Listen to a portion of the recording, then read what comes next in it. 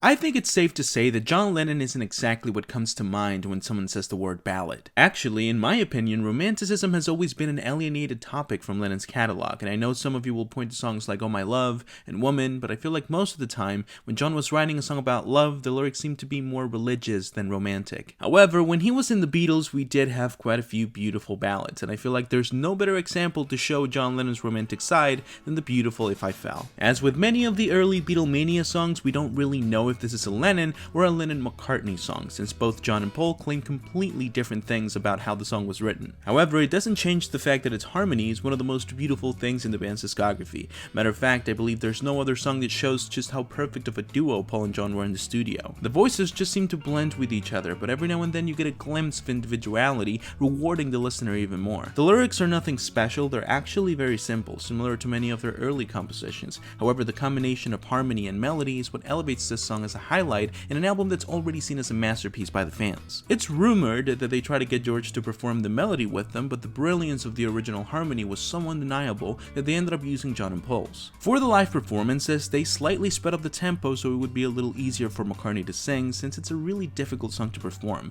but the crowd loved it too much, so it was a must for every single live performance. Of course, in that same album you have the single And I Love Her, a song that's considered to be one of the most romantic ever, but If I Fell still has a special place in the band's discography as evidence that John Lennon was a very complete songwriter. Yes, he definitely preferred more direct compositions, but he was always ready for a challenge, and when the time came to show a softer, more mature side to the band, he delivered a magical piece of work and one of the most romantic songs ever made.